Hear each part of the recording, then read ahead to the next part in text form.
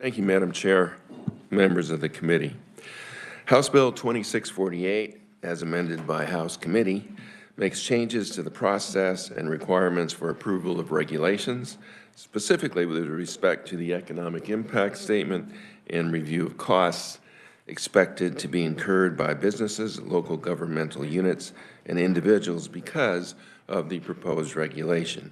The bill prohibits adoption of regulations where the financial analysis would indicate that $1 million or more in implementation and compliance costs are expected over the initial 5-year period following adoption of the regulation.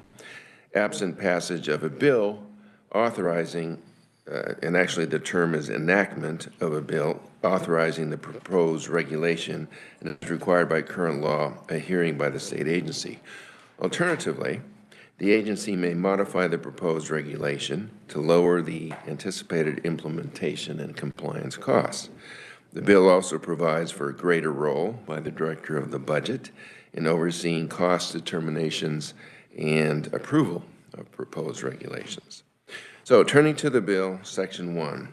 Section 1, first page there, provides new language establishing the legislative ratification requirement for regulations exceeding the cost limitation in the economic impact statement or revised economic impact statement that is prepared by the agency. There is an exemption for temporary regulations and for regulations proposed because of a federal mandate. And again, recall that the new sort of trigger provision is $1 million or more in implementation and compliance costs over the initial 5-year period following adoption of the regulation. The House Commerce Committee added an exception for rules and regulations of the Kansas Agricultural Remediation Board at KSA 23710. Turning to Section 2, that amends the statute to define implementation and compliance costs. Such costs are defined as direct costs that are readily ascertainable based upon standard business practices. These costs would include fees, such as for a license or registration requirements, and other costs incurred for compliance, such as equipment, additional operating costs, and monitoring and reporting costs. And that's at page 4 of the bill. In addition to providing certain definitions, this section of the law also provides that in addition to the promulgation of rules and regulations, an agency may also bind parties, establish policies, and interpret statutes or regulations by order in an adjudication, and of course that's current law. The House Commerce Committee added language limiting such authority by providing that such policies shall not include the establishment of rules governing future private conduct that have the force of law. That's at page 2 of the bill. Section 3 amends 77-416. This section addresses filing requirements for proposed regulations with the Secretary of State, and also the review and independent analysis by the Director of the Budget of the economic impact statements that are prepared by the state agencies. The section is amended to replace the term person or members of the public with individual or individual and entities. So there's that change that you see throughout that section. These changes also include a change from persons to individuals on page 6, line 28, pertaining to the independent review and analysis by the Director of the Budget of the economic impact statement prepared by the state agency with respect to a statement of the immediate and long-range economic impact of the rule and regulation. The bill also amends a portion of Section 3 that describes the required filing of an estimate of the total annual implementation and compliance costs expected to be incurred by or passed along to businesses, local government, or individuals. So currently, an agency must make a determination in the economic impact statement whether those costs will exceed $1 million over any 2-year period until June 30 of this year, and at that point, that limit would have increased to $3 million over any 2-year period. In conformance with Section 1 of the bill, this language is replaced to require a determination of whether the cost will exceed $1 million over the initial 5-year period following adoption of the proposed rule and regulation. That's at page 5 of the bill. Current law requires that the legislative post-audit conduct an audit in 2026 to study the accuracy of economic impact statements by state agencies, impact of the requirement for review of such statements by the director of the budget, and also whether the cost triggers for the hearing procedure pursuant to Section 4A, actually you can look in the bill and you can see that hearing procedure at Section 4A, are appropriate. The House Commerce Committee struck that language. So, no audit. Section 4 amends 77-420. This section pertains to the review by the director of the budget of the agency's economic impact statement. New language there is added to require the director of the budget to review the agency determination of the amount of implementation and compliance costs incurred by or passed along to businesses, local government, and individuals over the initial 5-year period following adoption. That's at page 8. Current law provides that the director of the budget need not conduct a review if the agency determines costs are less than the current cost standard. The director of the budget shall also conduct an independent analysis to determine that the respective agency has complied with the requirements for an economic impact statement pursuant to the law, which it references Section 3, so you can look back at seeing pages 5 and 7, Section 3, B1A, B1C, and E. So those are requirements for an economic impact statement, and this provision here on page 8 requires the director of the budget to conduct an independent analysis to determine that those have been complied with. New language specifies that the director shall approve the regulation if the director, upon independent review, concurs with the economic impact statement, including the determination of compliance costs, or disapprove the regulation if the director determines it is incomplete or contains substantive inaccuracies. So that's the decision point on page 8. Additionally, if the director of the budget determines that the proposed regulation will exceed the new cost limitation, the director shall approve the regulation if it has been legislatively ratified by passage of a bill or enactment of a bill as provided in Section 1, page 8. That is in page 8 of the bill, but the reference is to Section 1, which we have discussed. And the agency, there's an additional requirement that the agency hold a public hearing as provided currently by this section, and you can see that at page 9. The bill adds language that the public hearing may be held prior to or after the ratification by the legislature. And again, that ratification process is set forth in new Section 1 of the bill. The new language contains an additional option for disapproval if the economic impact statement is incomplete or contains substantive inaccuracies. So how the process that the director goes through to approve or disapprove a bill is set forth in pages 8 and 9 of the bill. The annual report of the director to the legislature and joint committee on administrative rules and regulations on regulation approved would now also include regulations denied. Director, however, is to immediately report approval or denial of a rule or regulation that exceeds the new cost limitation. Finally, this section requires that no regulation shall be filed by the Secretary of State unless it has complied with the provisions for review by the director of the budget and ratification by the legislature pursuant to Section 1 if the regulation is determined to exceed the new cost limitations. That is what the bill does. Questions for the revisor? Senator Schallenberger. Thank you, Madam Chairman. Is there a definition of what future private conduct? I don't believe so, no. Okay, thank you. Other questions? Senator Ware. Thank you, Madam Chair. I have some. I'm not sure what this new $1 million threshold is. That for over 5 years? Does that mean $1 million each year or $200,000 each year? The language is I believe it's 1 million over the initial 5-year period following adoption of the regulation. So you can look at page 5 for that language. So as I understand it, looking at page 5, I think it's 1 million over 5 years. Meaning, You know, 1 million. meaning $1 million a year or 200,000 a year?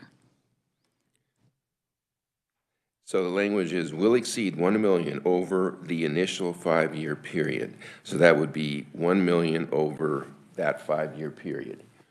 So I don't think it really references an amount per year. It's just if it's going to be more than 1 million over the initial 5-year period. Average 200, yeah. Senator Peck. Thank you, Madam Chairman. In looking at legislation, we can see, of course, italicized language, and then bolded language, which means the House amended, but stricken language, can't tell if that was in the original bill or House. Did I hear you say that the elimination of the post-audit was stricken by the House, so it wasn't originally in the legislation as introduced? Correct, Senator. The House removed the audit provision. Okay, thank you. Thank you, Madam Chairman. Senator Reddy. Thank you, Madam Chair. I was just wondering, what problem is this solving? Is this meant to solve?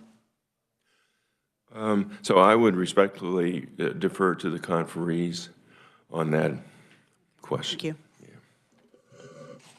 Other questions? Seeing none, thank you so much.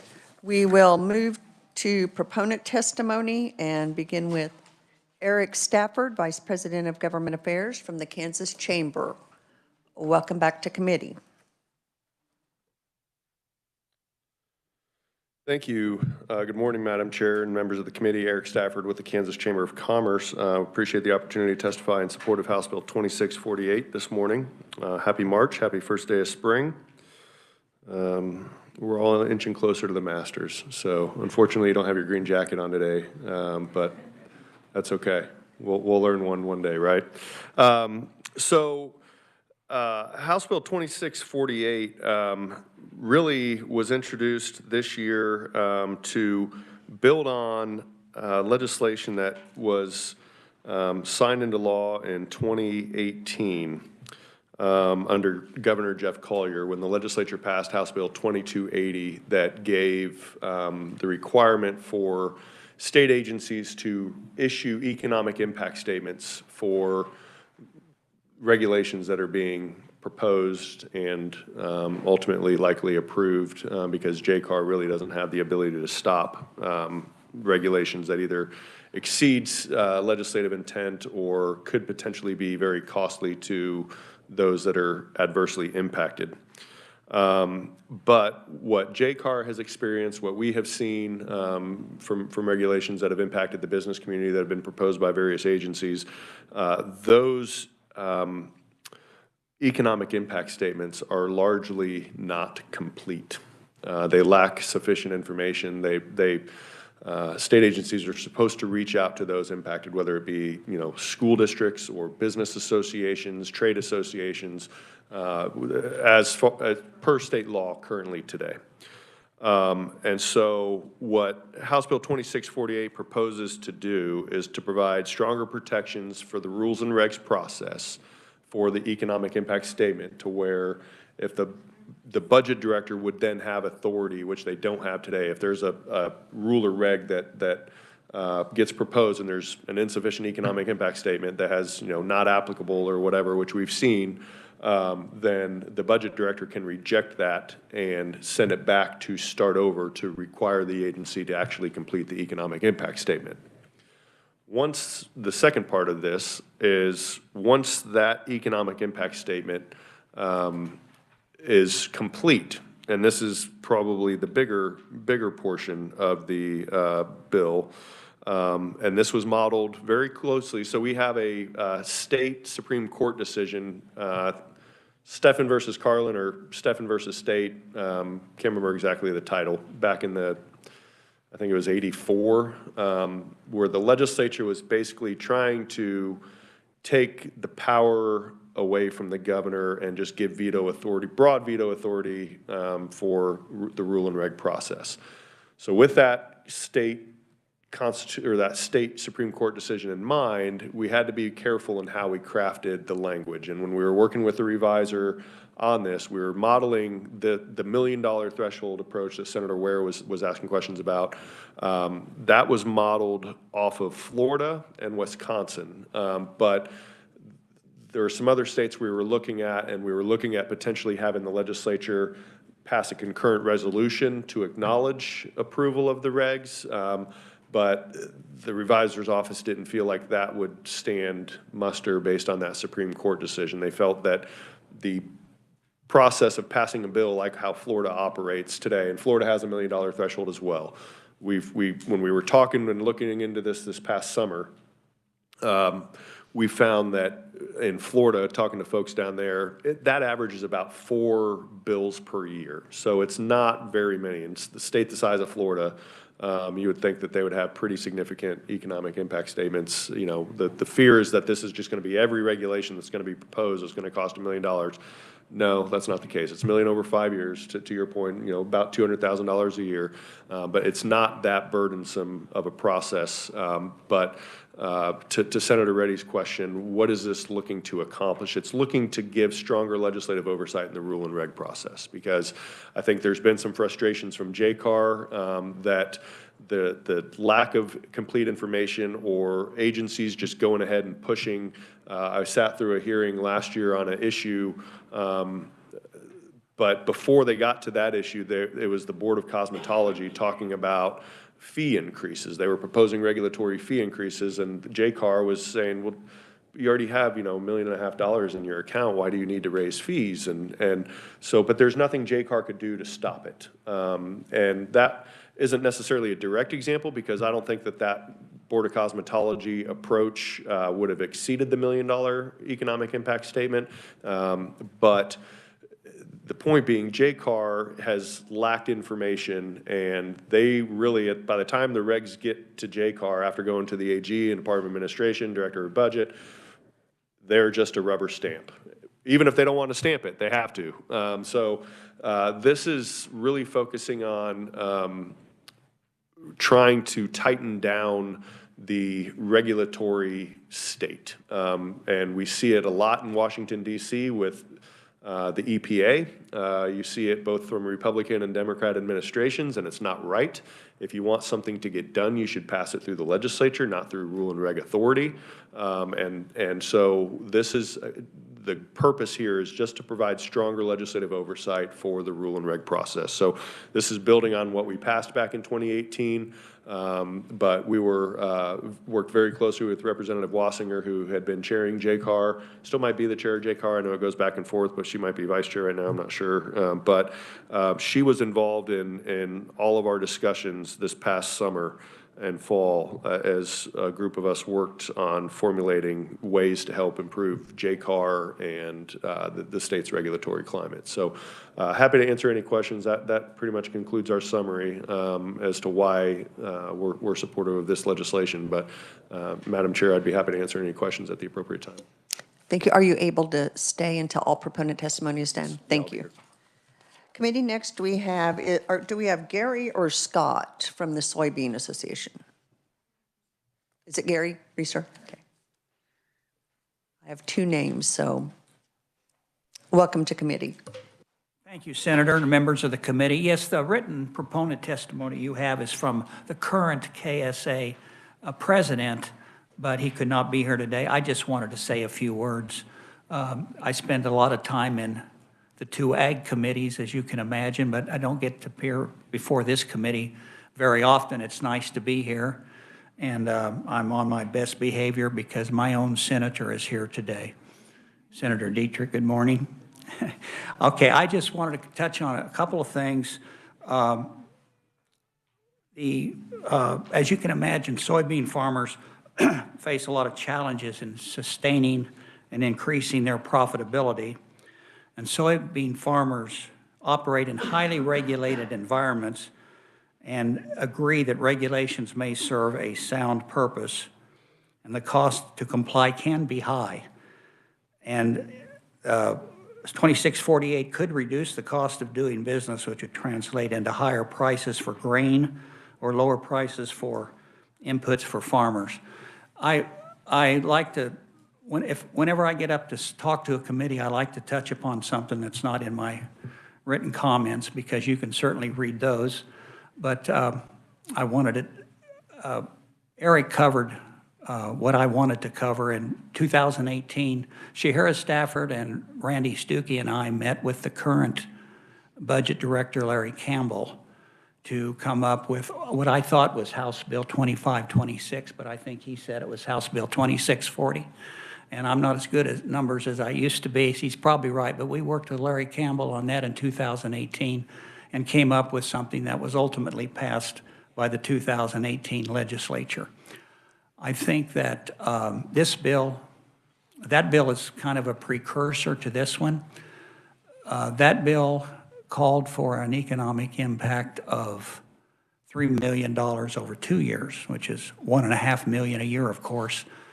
This has been discussed as $1 million over 5 years, so it lowers that threshold, and I think can make this bill more effective in trying to curtail any onerous or ineffective or damaging regulations. So, Senator, thanks again. Thanks to all of you. That's all I have. Thank you so much for your testimony here today, Gary. Next, we have Elizabeth Patton, State Director for Americans for Prosperity, Kansas. Welcome to committee.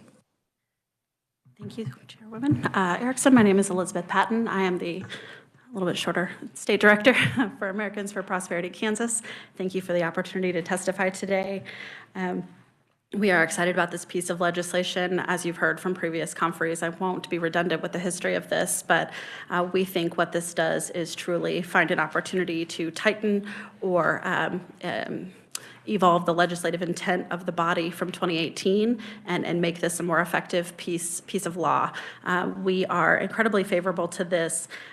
We think that this puts us in a position to increase accountability in our state in a way that will significantly lower costs not only to businesses but also to eventually consumers in our state, and really want to make sure that this body understands the transformative opportunity that we have in Kansas to put something like this forward. What we have seen in states like Florida and Wisconsin and other states that have done similar regulatory accountability implementations, whether it's this or something different, they have seen not only recovered costs to the state itself, but we have seen a measurable economic improvement when they are improving their structure, such as this. Right now, Kansas is only one of 16 states in which there's really no clear permanent requirement in the state constitution or law for that legislative body to weigh in on new regulations before they go into effect, because of the way that it's currently structured under the constitutional amendment or under the Constitution under Stephan.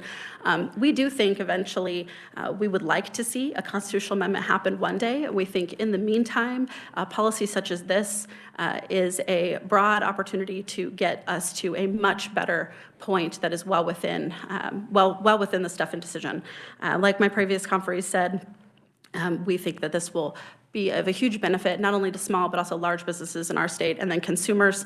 From 1997 to 2015, the regulatory burden upon Kansas increased by 72%, and it continues to grow, and something like this will help us make sure that we are not unnecessarily imposing expensive and undue regulations, and give elected officials the opportunity to do their jobs and hold unelected officials accountable for rulemaking, which has the force of law. And with that, I would be happy to stand for questions at the appropriate time.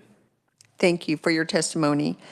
Our final oral proponent is Jim Manley, State Legal Policy Deputy Director, Pacific Legal Foundation on WebEx. Are you with us, Mr. Manley? I am. Good morning. Good morning. Thank you for the opportunity to testify, Madam Chair. My name is Jim Manley with Pacific Legal Foundation. PLF was founded 50 years ago by members of Governor Reagan's cabinet. And since then, we've won 17 cases in the United States Supreme Court and also helped legislatures across the country enact policy reforms in the areas of property rights, separation of powers, and equality and opportunity. I'm a former constitutional litigator before I started doing policy, and so the Bill of Rights has a soft spot in my heart, and it gets a lot of credit for protecting individual rights, as well it should. But the real genius of our governments in this country that protects individual rights is the separation of powers. And that's really what we're talking about today, of course. We're talking about the legislature's authority to grant administrative power to the agencies and what limits the legislature will put on that power to protect individual rights. And so, as other proponents have mentioned, there are some limitations on the legislature's ability to come in after the fact and change what agencies have done. But what this bill does is ensure that the powers that are granted to the agencies are only those that the legislature intends to grant, and to maintain that oversight that the legislature provides over what the agencies are doing, so that that separation of powers is maintained and strengthened. And so we very much support this legislation and think it will serve the people of Kansas and protect their individual rights from agency overreach. I'm happy to answer any questions that the committee might have, but I won't be redundant in my testimony. Thank you, Madam Chair. Thank you so much for your testimony. Committee, that concludes our proponent testimony. What questions do you have for the proponents? Senator Reddy. Thank you, Madam Chair. I don't know who to address this to, but I just need some clarification as to the intent of the bill. Am I to understand that when we say costs of implementation and compliance cost, we are looking at a threshold of $1 million over a period of 5 years for any rules or laws or legislative regulations we would have on any organizations? Is that how I'm reading this? Just please, when you answer, just reintroduce yourself. Thank you. Yes, Madam Chair, Eric Stafford with the Kansas Chamber. Senator, that is the anticipated compliance cost for the industry that's being regulated by those proposed regulations. So the businesses within the state, for example. Follow-up question, if you don't mind. So, but would this apply to all departments, let's say KDADS, let's say Department of Education, let's say, Commerce, Revenue, whatever it is, whatever regulation we make, the threshold is $1 million over a period of 5 years. What if it exceeds that, or the economic impact is? So I'm just wondering what happened. So if it exceeds it, we don't allow it? No, Madam Chair, Senator, excuse me, got a bad cold. No, the bill calls for a bill to be introduced by the agency and approved by the legislature to promulgate those rules and regulations. So that's when I mentioned Florida, for example, they average about 4 bills a year under this exact threshold, exact model, roughly 4 regulations per year that have to be approved by the legislature because they exceed that $1 million threshold. Thank you for the explanation. Senator Dietrich, then Senator Schallenberger. Okay, just a moment. Let's get some more information from our revisor. Yeah, I just wanted to add, because your question was whether it applies to all regulations. And as I pointed out when I briefed the bill, there is an exemption in the bill for temporary regulations and for regulations proposed because of a federal mandate. And the House committee also added an exemption. Rules and regs of the Kansas Agricultural Remediation Board. Okay, thank you, Senator Dietrich, then Schallenberger. Thank you, Madam Chair.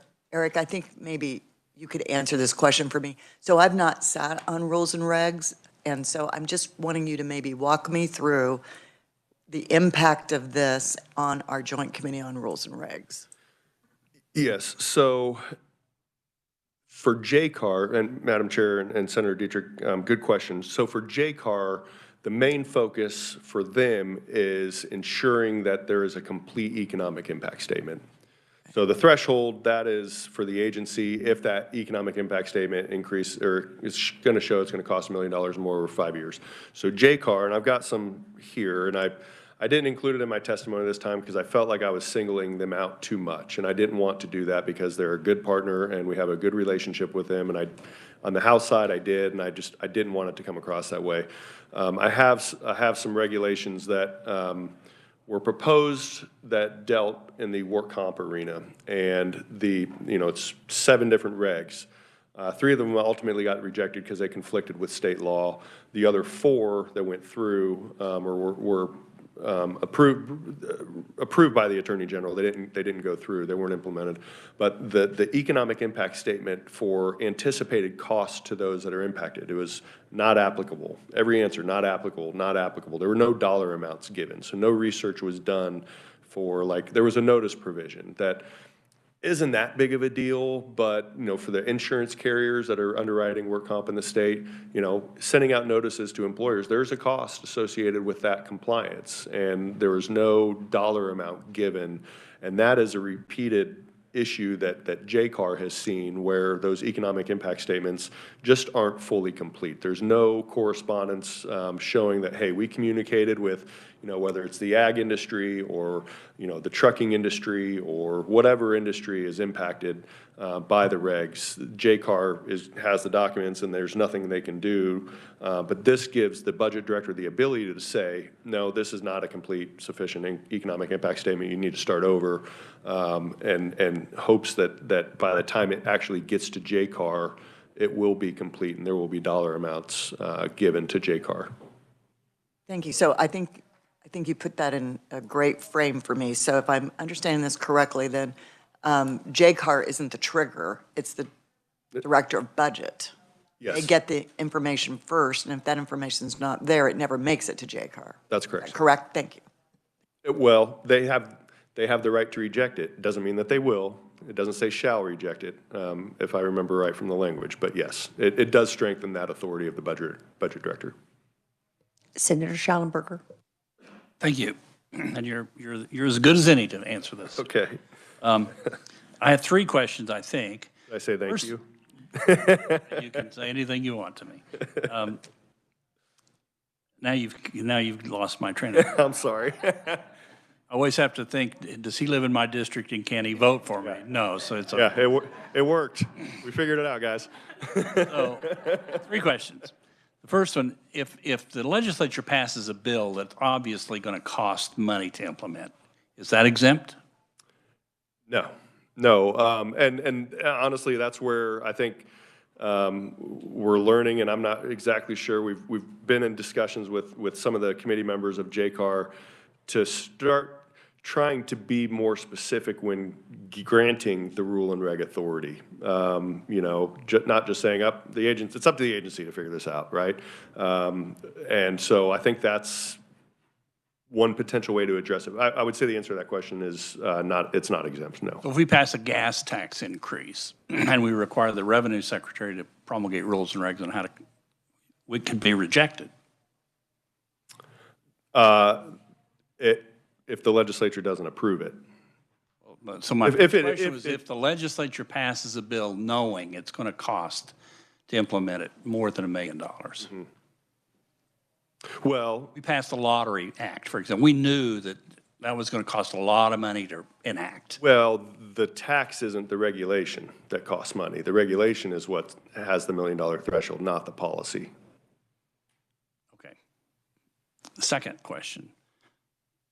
You used the example of cosmetologist, and it's a good example. So let's say we pass a bill that we up their fee increase by enough to last them for a few years. And it ends up being $203,000 a year for 5 years. That can be rejected. Even though the cost of the regulation is very minimal, but the fee increase goes up, so to the consumer, it's going to cost more. Yeah, Senator and Madam Chair, I don't think that would apply either, because again, it's a policy decision. And in this specific case, for the Board of Cosmetology, those fees, based on what I remember from that hearing last summer, so it was June, and I could be 100% wrong here, but I think that based on that hearing, I think they had the authority to set their fees and increase their fees, which they were doing through the rule and reg process, not through statute. So statute is different than the So if that regulatory allows process. them to do that, it's okay? If it doesn't exceed the $100 million, or the $1 million over 5 years. So, okay. All right, and then finally, do you know what such policy shall not include the establishment of rules governing future private conduct that have the force of law? What that is in this for? I would defer probably to Elizabeth Patton on that one. I'll try to answer it, but she's probably going to come up here and say, yeah, Eric's totally wrong.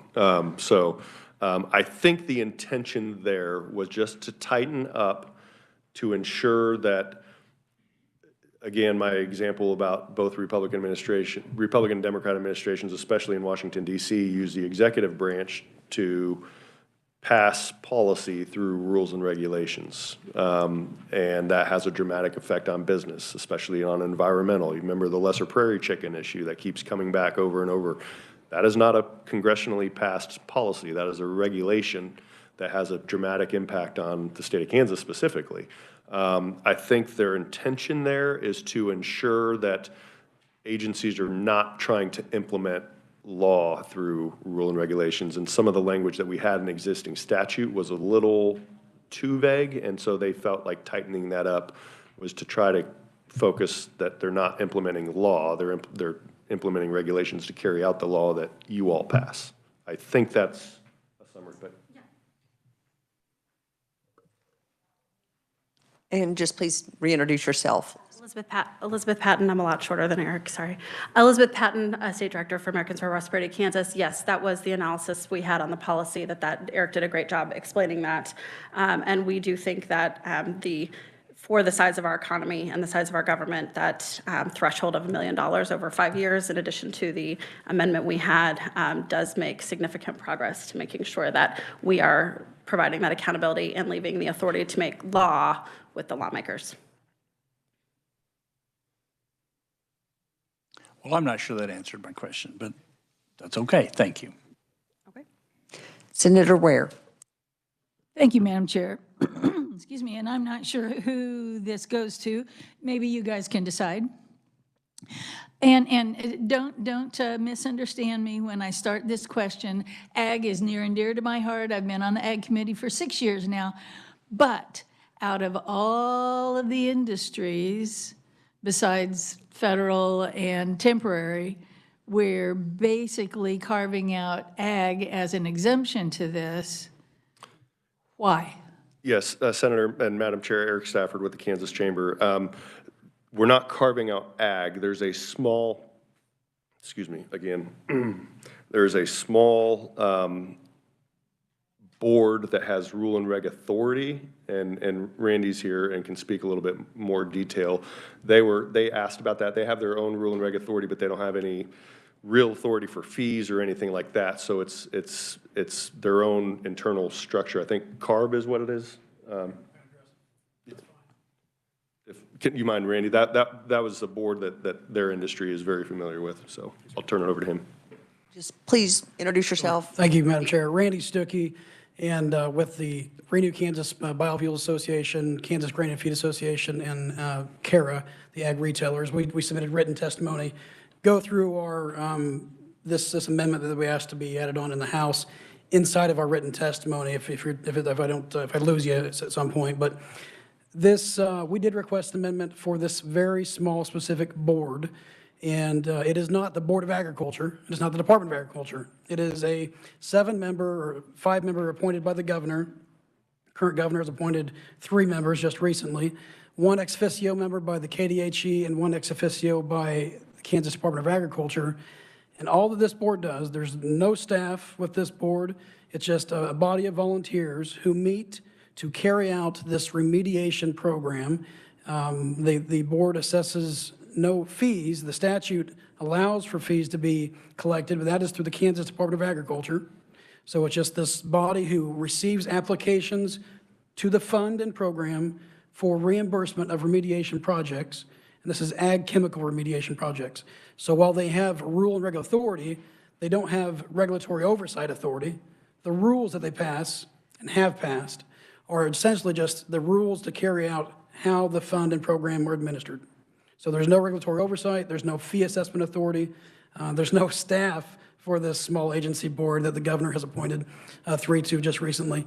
For that reason, we thought it was appropriate to not have their rules have to pass by this increased threshold that this bill would adopt.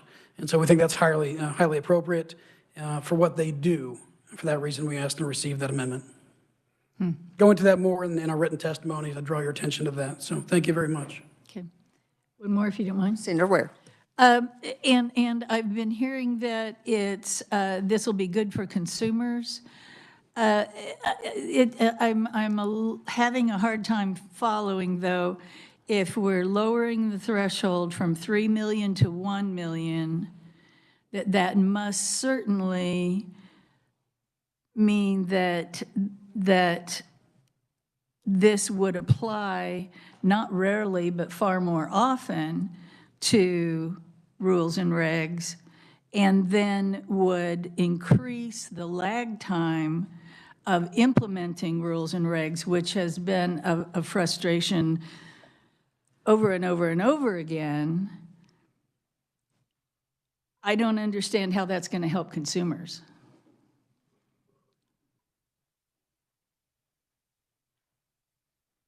Again, Elizabeth Patton with Americans for Prosperity, and Eric might have some follow-up, or some of my fellow conferees, but essentially, based on what we're looking at here, I guess respectfully disagree that it will increase a lot of lag time in implementing the regulations, especially if they do it right, and do it well with their economic impact statement the first time, that it will continue to move through the process if the budget director doesn't have to say, this is incomplete, do it again.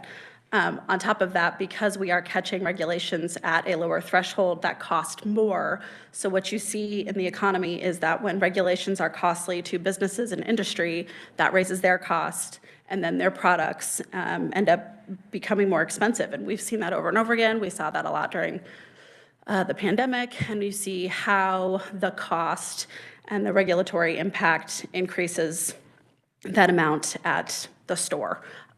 So we, in pretty much every aspect. So by catching the more expensive regulations and adding that extra layer of accountability, making sure that the ones that are expensive are ones that really either arguably need to be implemented, or are we taking all the stakeholders and all the costs into consideration? That's what this does, is it does require an extra measure of considering the second and third order costs of the regulation that are created, because we all know that when a regulation is made, there is not zero cost. There is a cost on some level. So especially if it meets this threshold, it gives the lawmakers an extra opportunity to say, is this the legislative intent with the enabling clause that we have provided? Is this what we meant? Is this the right way to do this? Has this considered all the stakeholders and all the second and third order pieces of the cost related to the industry and then to consumers, who will pick up eventually the cost through products and transportation and things like that. Mm-hmm. Senator More, if I may. And do we know what the cost is going to be to the budget department? Do we have bound to be a lot more. I didn't bring my computer up here with me. I don't remember off the top of my head. We do have a fiscal note, and I believe the impact is negligible, is in the fiscal note. That's right. That's right. Thank you for the reminder. Yes. Budget director did say this would be negligible. Yes. Appreciate that. Okay, Senator Reddy, then Senator Tyson. Thank you, Madam Chair. I have about 3 questions as well. Whoever feels most comfortable answering the question. What is the need to remove the requirement that legislative post-audit conduct, to not have a post-audit in 2026? You're removing the requirement to have a post-audit. I don't know why that change was made in the House. I'm sorry, I can't remember. I see Mr. Stuckey. Yeah, Randy Stuckey again. We were involved in the passage of the bill in 2018 that really had to do with this same issue that the LPA study was put onto. And really, the study was just to see, and as we understand it, how that change was going to, or the effects of that change from 2018. Well, we've seen the effects of the bill from 2018 because we've had it play out in real life. We wanted to save the expense for this unnecessary LPA study at this point. We've seen the effects in real life. There's no need for the study. So that was the reason for the change. Thank you, Madam Chair. So that is a request, is when removing the requirement. So I think that's up for discussion. My next question is, I'm not on rules and regs as well, so I'm not completely aware of all of their responsibilities. But if I paraphrase what you're saying, are you looking at not having unfunded mandates? Yeah, Senator, Eric Stafford with the Kansas Chamber, and Madam Chair. First, thank you all for the great questions. This is fantastic. No, I don't think it's necessarily, it's not necessarily unfunded mandates. It could be if there's like an educational regulation that comes through from the Department of Education that could potentially impact districts that, I'm just speaking hypothetically here, that could become an unfunded mandate, right? That you guys didn't necessarily approve the education department doing whatever it is they're doing, proposing this new regulation that then puts a cost on schools that could exceed that $1 million threshold. Well, then you would have the ability as the legislature to analyze that and make a determination by passing a bill or not passing a bill on the impact to the schools in the state. I wouldn't say that's the main driver. The main driver is you could call it an unfunded mandate on business and industry, that regulations cost money to comply with, and those costs get passed on to customers, just like corporate income taxes or income taxes for pass-through entities. Taxes are ultimately passed on to the customer through higher prices. So as we deal with expensive regulations, and full disclosure, we are a relatively good regulatory state. We're not as bad as some others. We could be better, but the focus isn't necessarily unfunded mandates on state agencies as much as you could call it an unfunded mandate, but it's basically a tax through regulation on business and industry. Okay, thank you. I understand. I appreciate it. Senator Tyson. Thank you, Madam Chairman. Probably for Eric. So we've seen through the years, like when the water slide legislation came through, they did emergency regulation, and it just blew up the industry. It was going to shut all water slides down virtually in the state. Would this, by putting these checks and balances, wouldn't that help a situation like that so it didn't get implemented?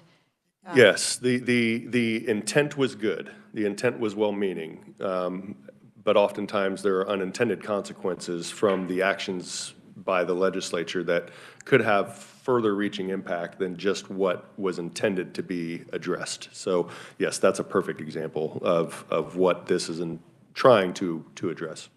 Thank you, Senator. Thank you. I'll give you another one, too. You've been on JCAR. And the need for legislation not to just turn over to rules and regs. It was interesting. We had one attorney general that gave an opinion and blocked the rules and regs. Then we got a new attorney general, and the rules and regs went through statute. So I think this would help vet some of that also. Is that correct? Yes, and Madam Chair, Senator, yes, that's exactly, and I think I know which regulations you're speaking about, and would question the authority whether an agency had that much power or discretion to pass that regulation. We would argue it's policy that the legislature has chosen to not adopt. That's not a frequent occurrence in Kansas, but that, again, that report did have an economic impact statement completed that did exceed $1 million. And so that is a good example of what we are trying to stop, that if don't pass policy through regulations, that's your job as the legislature. The agency's job is to implement the regulations specific to the laws that you pass. Senator Tyson. Thank you. And one last follow-up, Madam Chairman, just to be clear, I don't think it's the process that's holding up the rules and regs that are being lag dependent. In fact, I know for a fact it's the departments and agencies that aren't following through and doing their part in the process. There are one agency that's over 10 years. The law was implemented over 10 years ago, and they still haven't completed the rules and regs. That has nothing to do with the process. It is with the agency. Yeah, and again, I think, and we've had some good successes. You guys passed, I think it was 2021 or 2022, a requirement that state agencies every 5 years need to review existing regulations, and if there are any that are outdated or unnecessary, repeal them. And it provides a fast track. It's still through the process, but it allows them to expedite repeal of unnecessary regulations. So it's creating a strong regulatory climate, and there are different components to that. I tried looking when you all were asking questions earlier as I was sitting here. I had a really good page, and I don't think I bookmarked it, that showed the number of states that have legislative oversight of rules and regs, and I think it's in the 30s. So there's a lot of states do this already. We just only do the economic impact statement, and we don't do it very well. Senator Peck, then Senator Ware. Thank you, Madam Chairman. I kind of like 2648. I see it as providing more responsibility, oversight, accountability to the full legislature. I had a K-car back in the 1980s. You've mentioned J-car many times. For the record, could you tell us what J-car is? J-car or K-car?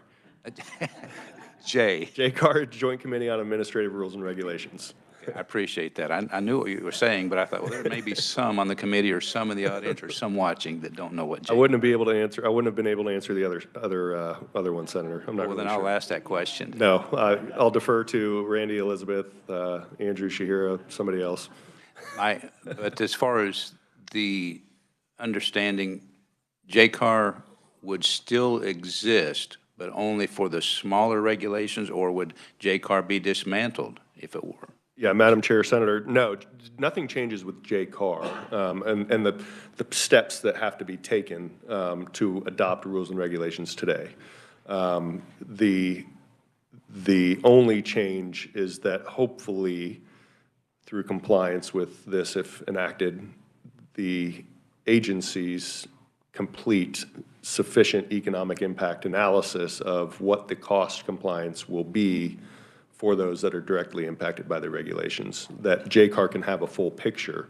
Again, J-car, in an ideal world, J-car wouldn't just be a rubber stamp. They would have voting approval, but there's the separation of powers issue that you have to address, and that's where we directed the reviser, the reviser directed the policy toward bill introduction versus J-car strength or stronger oversight for J-car or a concurrent resolution being approved. The reviser felt that this was the better alternative for ensuring that we remain constitutional with the checks and balances. Okay, well, I appreciate that because you have indicated, and I agree, J-car has been basically rubber stamp, and I would like to see more authority for the legislature. And I thought, well, this would assist in the legislative oversight, but as long as J-car would then maybe have some teeth, it just bothers me we have a committee that's basically just meeting and doing nothing, but that's more of a comment. And there's some analysis out there that strengthening J-car wouldn't violate that Supreme Court decision, but it would take a legal challenge, and you guys changing that law. But short of that, we're here with House Bill 2648. Senator Schallenberger for the final question. Okay, I'm sorry. I'm just trying to, I agree, I like this too. I just don't want to stumble over ourselves. I'm a banker by profession, although I'm retired. And I know the feds often will tell the federal banks, national banks, that they have to do X. And state banks generally follow. I think there's a actually a rule that says state banks have to, we all have to comply with the same stuff. So, and let me tell you, you talk about expensive regulations, the banking industry has them. Would this affect that in any way? Federal regulations, no. It's not covered under. Bank commissioner then has to go do his, the state bank commissioner. I think if it's a state-specific regulation, yes. If it's by the feds, there's language in here that prohibits that. And you're exactly right. Banking is a wonderful example federally of, I mean, that's why, you know, our great friends at the Bankers Association have a 10 or 15 team of attorneys that is strictly focused on compliance, because the smaller banks and mid-sized banks don't have the resources to hire their own attorneys, so it's a service that the association provides the industry. But you think if the feds say we're going to do it X, the state bank commissioner then promulgates rules and regs to comply with X, that would be exempt. If it's federally required, I think the bill's very specific that that the state cannot do anything about that. This does not comply. Okay, and finally, Madam Chairman, since I can't ask another question, I would like for the reviser, researcher, somebody to tell me, this is a House amendment, the language that says future private conduct. I'd just like to know why it's in there and who they were aiming at. Thank you. We will get that and get that information to you. Committee, I will draw your attention to written proponent testimony from Andrew Weens on behalf of Opportunity Solutions Project. We heard from Randy Stuckey and from Shahira Stafford, Kansas Cooperative Council. We will meet tomorrow. We have a hearing on a bill, and seeing no other business, we are adjourned.